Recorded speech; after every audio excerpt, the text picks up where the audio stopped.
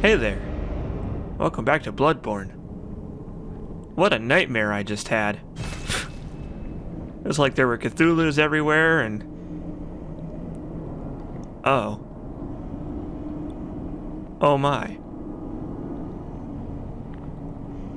Well, I guess we know why Patches wanted us to step to the right of the cathedral now. Because there was an amygdala here the whole time. And we just couldn't see it. How about that? And oh my, what do you know?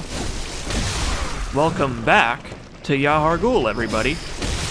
That's right, yahar'gul. You may remember we've been here once before. Much earlier on in the evening. And, it seems like some friends have joined us on our little trip. So that's a little bit unnerving.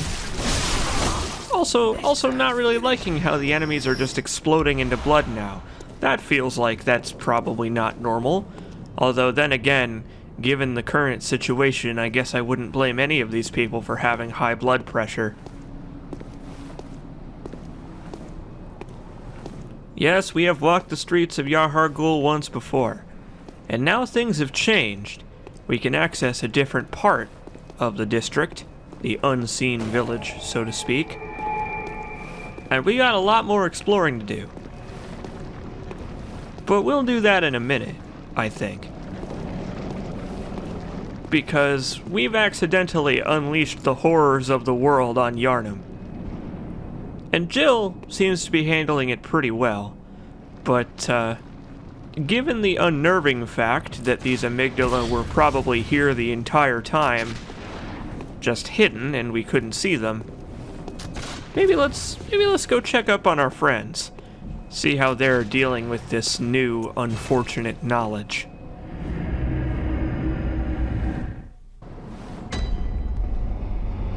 Hello, gang, I'm home. How's everybody doing? Are y'all coping well with the whole Cthulhu thing? How are you doing, my friend? Another one you sent made it here safe and sound. This place is a real haven now, thanks to you. But I'm afraid that was the last of them. There ain't a peep to be heard, not in the old town. I doubt there's any more out there. God save us. Yhar'nam's done for. Oh my. So this is it, huh? This is all that's left? Oh. Ariana? There you are. Forgive me, I'm a bit out of sorts. So, no blood today, I'm afraid. Yeah, no problem. You keep your blood. There's something wrong with me.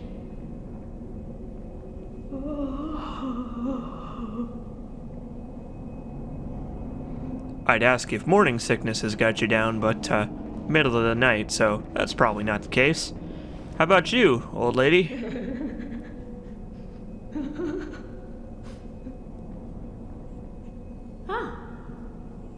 Welcome home, dear. You've been very, very patient. Here you are. This will help you forget. Forget your troubles. Forget your cares.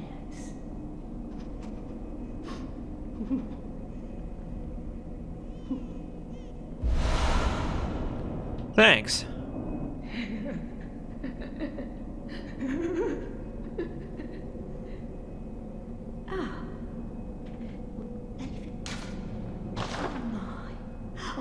Now, have some patience. Mother will make everything better. Oh, she's past the point of no return at this point. I don't think she's getting better. Ah, your lies spin a web, but I see through your deceit. I did not learn from books. No. I learned it all with my own mind. Really? Interesting that you're still sane, even though all the rest of the folks here are starting to lose it a little bit. How about you, Adela? How you doing?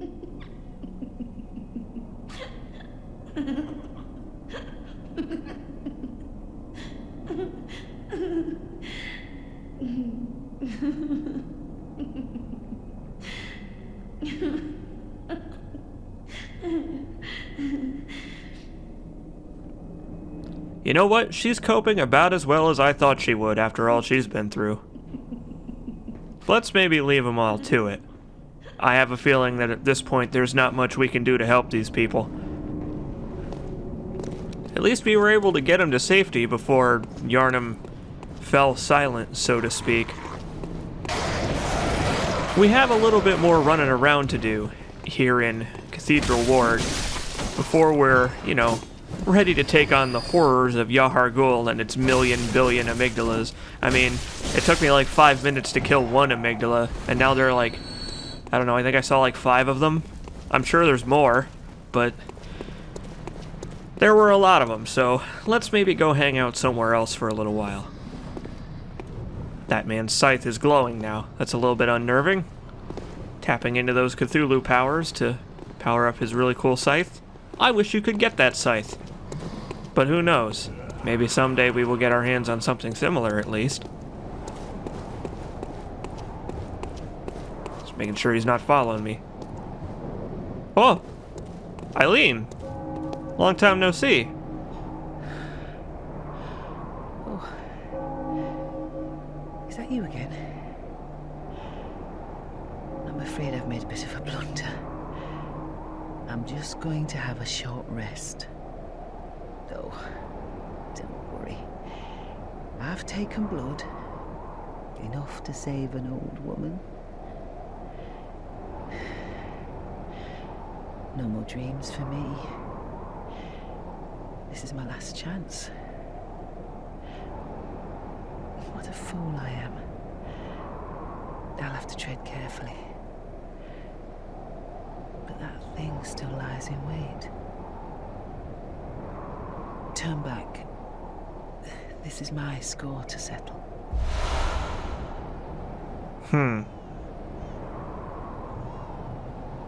My prey lies in wait this way.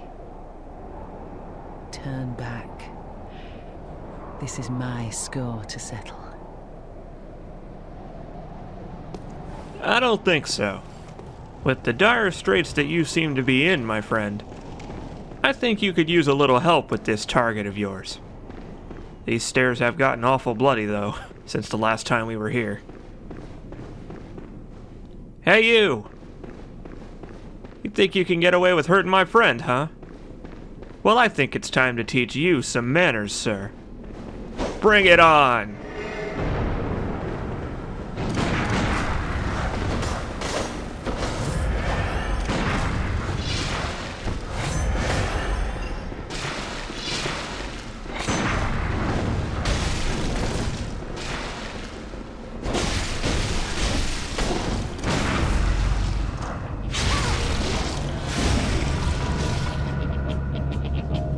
Well, that's not good.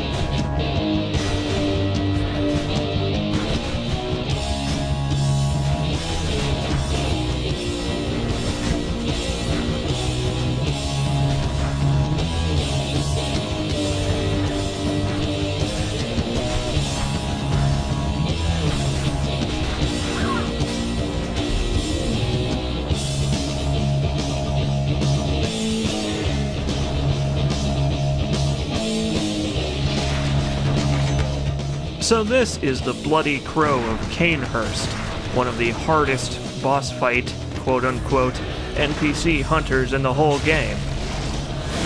He could heal infinitely before the latest patch, now he can only heal twice. He's got a Chikage. He can use the Bone Dust to increase his dodge speed, and he can shoot you with a repeating pistol that does double damage. He's a real bastard, and I can't stand it.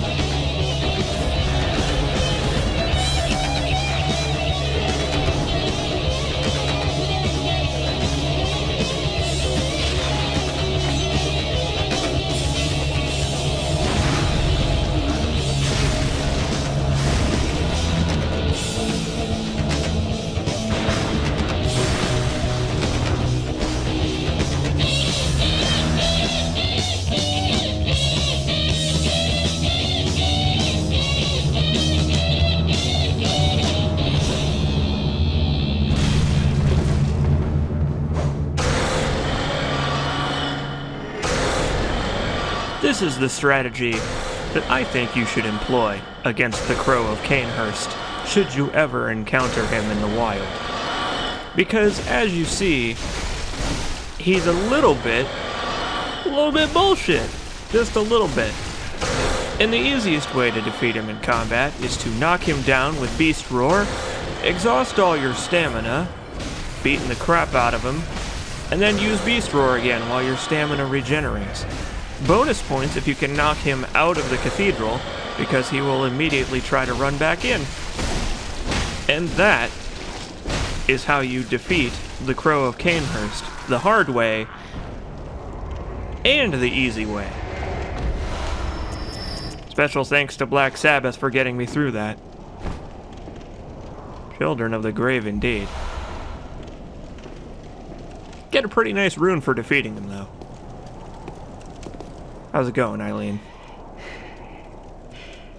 Don't you ever listen to your elders.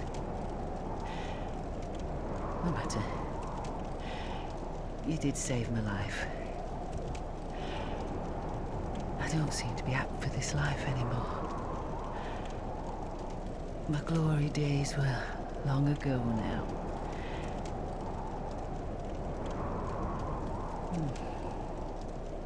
I know.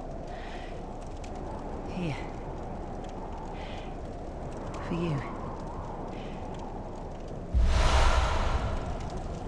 Why, thank you. This too is hunter's work. But it bears no honor. A burden you may choose to carry. The decision is yours alone. Oh.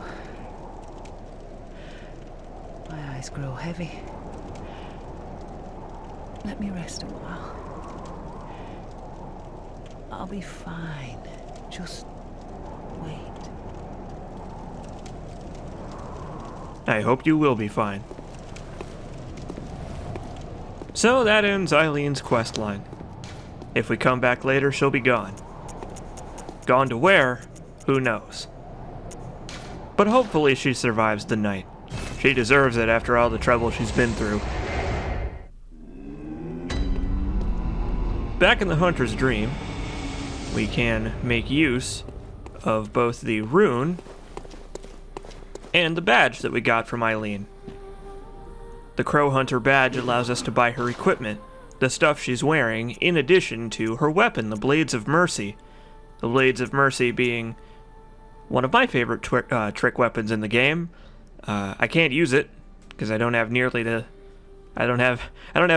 investment in dexterity to actually make use of it. But it's a really good weapon and definitely worth using. And speaking of worth using, Eileen's outfit is very nice looking. So I think it's time for us to go through our inventory again and sell off some of the stuff I'm not going to be putting on again. Specifically, stuff like the Crown of Illusions has no purpose after you unlock the area where the Vile Bloods are, so... See you later, Crown. I'm so sorry, Chaos Argate. I know you love it so. Certain other unique equipment also yields a pretty high return when you sell it versus when you buy it, or find it, as is the case with the Knight's Garb, which sells for a lot too. Even the tiny hat sells for a lot. And using these blood echoes we have gained, we can purchase the Crowfeather Garb. And the Canehurst helmet. Because hey, if we're gonna dress up, we might as well dress up right. Because there's no better way to insult your enemies, like say the Bloody Crow of Canehurst, as the fans so call him, than to put on his clothes. Eileen's clothes first though, because I really like the way the Dr. Beak mask looks. For the record, the rune we got from Eileen is another Covenant rune, sorta. It is a PvP-ish rune that enables you to occasionally, when being summoned for co-op, spawn as an invader instead. A hunter of hunters, which was her job description. And so, it's just a fun little twist, a little way to go into... I don't really know, actually, why you would want to do it. Maybe just to be a jerk. But you know what? At least it's a fun way to be a jerk.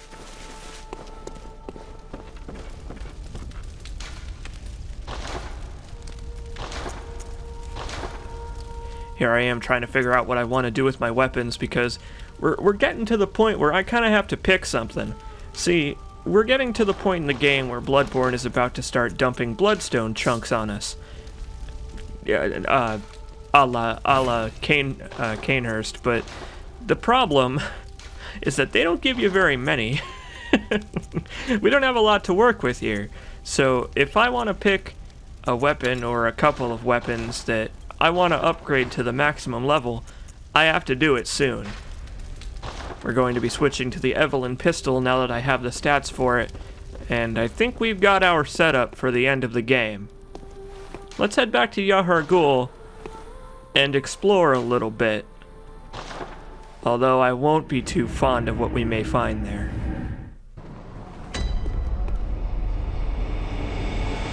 Yes, back here in yahar'gul, there are amygdalas climbing the streets, perching on buildings and surveying their domain.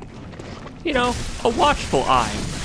Never interacting with anything, never bothering the people, and most definitely, never ever firing lasers at the citizens. They'd never do something like that.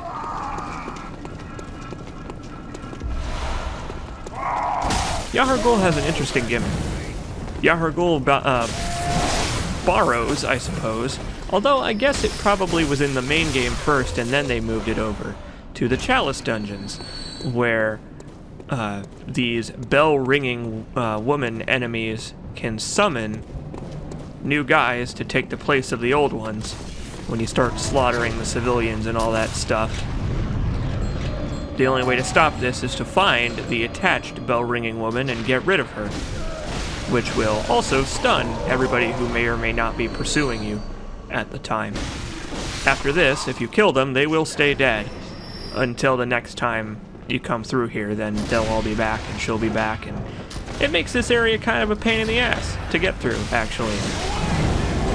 Because you might notice that even though I'm wearing armor that has pretty good protection all around, these enemies are still doing a ton of damage to me. And this is where Bloodborne kind of starts to lose me a little bit. See, Bloodborne mechanically has a very tight balance. A very wobbly balance, but a very tight balance nonetheless, of player damage and health versus enemy damage and health. And like most of the Souls games before it, and after it come Dark Souls 3, they have this problem where the end game stages kind of start to outpace your character a little bit, in sometimes pretty annoying ways.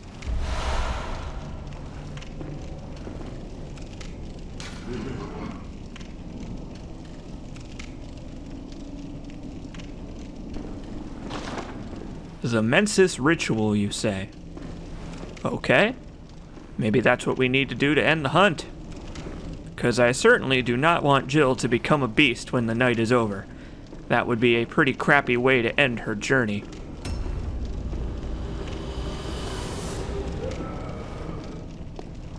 Yahar'gul is great. I love the atmosphere of this place. It's terrifying. It's very eerie. A little bit later on, you may or may not hear a certain familiar tune that will enhance the atmosphere even more. But for now, all we've got are these weird-ass statues that are like half human, half Cthulhu. All these crazy Yharnam citizens been kidnapped and subjected to rituals of some kind. And they're still calling me a beast. Even after all this time, they still think I'm the beast. But I can safely say at this point that they are perhaps a little bit more beastly than I am. I don't know, I think that would be fair to say. I will say that their screaming and crying is pretty freaky though. Oh my, look at the moon. Whoa, whoa, the clouds are passing behind the moon. That's not normal. That's not normal at all. You saw that, right?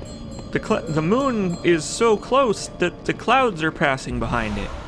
That's not how that works. That's not how that works at all. Oh-ho. What have we here? Secrety secret side path. My favorite.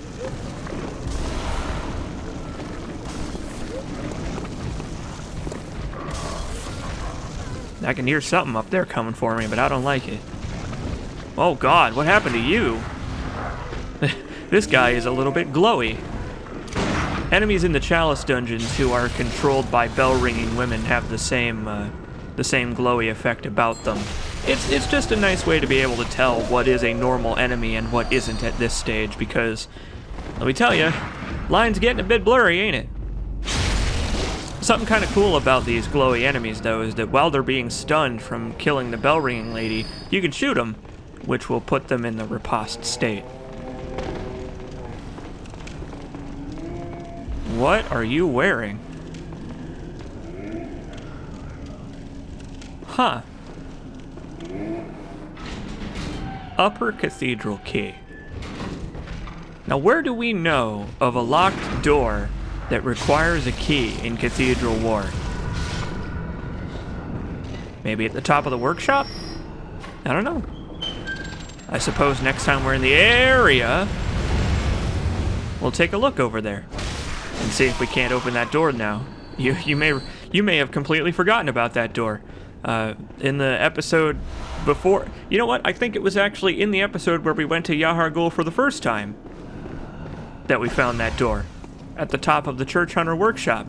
It was locked. And who knows? Maybe now it won't be. Hi there. Picked up the Tiny Tonitrus, which is another hunter tool. It's basically a small version of the Tonitrus. You slam it on the ground for a couple of bullets, and it'll fire a big shockwave of electricity. It's pretty useful if you're an arcane character. And we sort of are? I mean, we're using the normal Tonitrus, so I guess we qualify. But I don't think I have enough arcane to actually use it anyway. God. Just hacking away. So this area is kind of tough. And I'll let you see if you can figure out why I feel that way. The enemies here, they're not so bad. They are of the... You may remember these enemies from Hemwick. They operate very similarly, but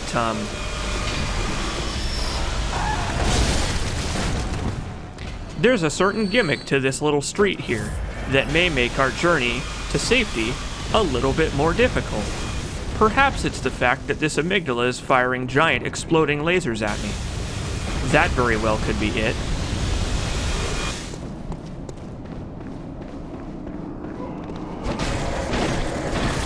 Just wanted to take care of this Gribbly first things first.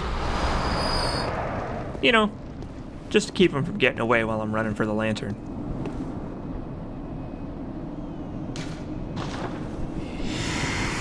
That is not what I meant to do.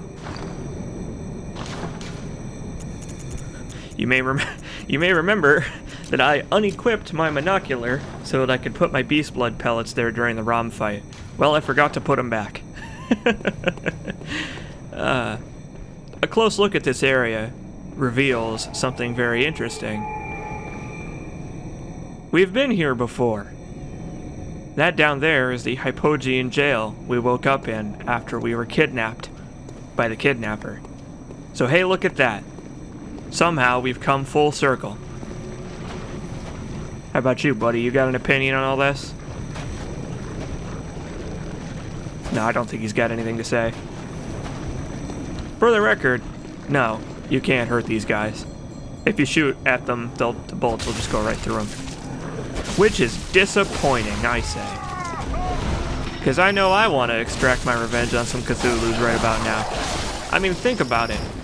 Technically speaking, these guys may very well have been here the entire time. We just didn't have enough insight to see them the first time we were here. And yes, that is a real mechanic in this game.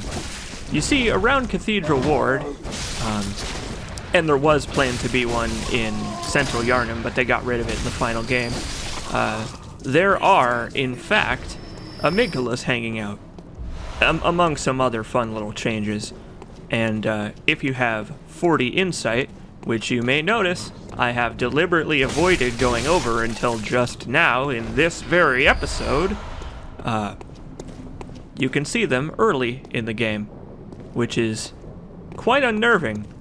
I imagine that some people were freaked out by that quite a bit. So I will see you next time when we explore the streets of Yahar'gul once more and see how things have changed for the worse.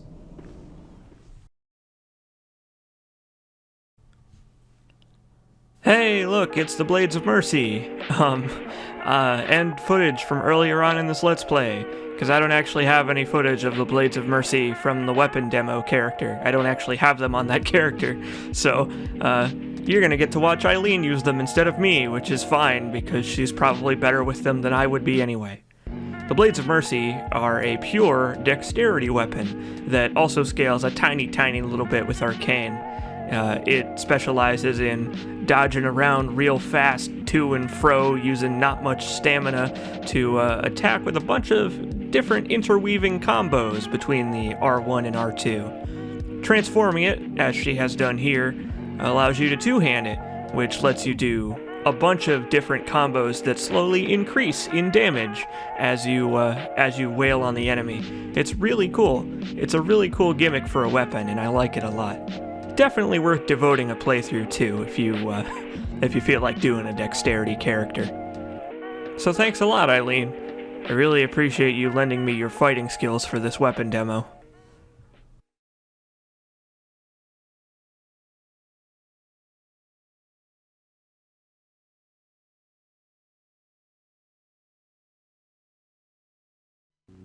Yahar'gul is, in my opinion, one of the best areas in Bloodborne, for a couple of different reasons. I think it plays to a lot of the inherent strengths of the Souls games, as well as video games as a medium. The lessons From Software learned from earlier Souls games are evident all over Yahar'gul, from its appearance very early on in the game, to the moment where you awaken to find it covered in gribblies from head to toe later on. Indeed, Yahar'gul has been looming in the background of Bloodborne over the whole game so far, and not just because we've walked its streets once before already. It's deliberately mysterious, unnerving, and made to look like a final destination on a long journey. And in some ways, it is. Let's run through the various appearances of the village over the course of Bloodborne, and I'll discuss why I think they do a good job of characterizing it before we even arrive there. The first time we saw yahar'gul was from afar in Old Yarnum. If you look over the edge of this very cliff, you can see Dark Beast Parl's boss arena far below, but more importantly, the city itself is on the horizon, and we aren't even aware we were going to visit it yet. This is one thing I think From Software learned very early on is a powerful world-building tool, all the way back to the days of Demon's Souls. Showing the player somewhere they've been, or somewhere they will go far down the line, are both very good player psychology moments. It causes you to consider your journey, how far you've come and how far you have left to go. A little while later, we entered the village itself. This is, in my opinion, one of the strongest moments in the whole game. It's frightening and sudden and fills you with unease, puts you in the shoes of the people yahar'gul's kidnappers have been kidnapping. yahar'gul just oozes atmosphere, from the eerie music to the weird statues and giant empty cathedrals. At the time, we had no idea where we were, or just how relevant it would be later on to our journey. We were under the watchful eye of dozens of amygdalas the whole time we were there, and we never even knew. How crazy is that? And then there are the various connections you can find to yahar'gul around the city. I mentioned it briefly when we visited Hemwick, but the appearance of the executioners there wearing the yahar'gul black set is pretty important. We've been inadvertently tracking the presence and journey of these big shiny coffins all the way from the start. They are collected in Yarnum, sent over to Cathedral Ward on carriages, dumped off at Hemwick and plucked for ritual resources, and then taken to yahar'gul to be used in... well, you'll see in the next episode. Let's not get ahead of ourselves.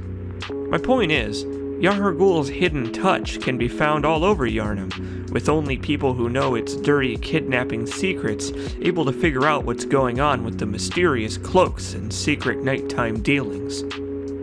yahar'gul is one of the strongest bits of storytelling Bloodborne has to offer, and I'm glad the developers took their opportunity to put as much effort into it as possible. I don't think I'll ever forget my first death to a kidnapper, and I'm sure the same goes for anyone else who's played the game with the lights off at night. And now that we've covered why yahar'gul was so important before this episode, we're adequately prepared to discuss what all this foreshadowing was leading up to in the next one.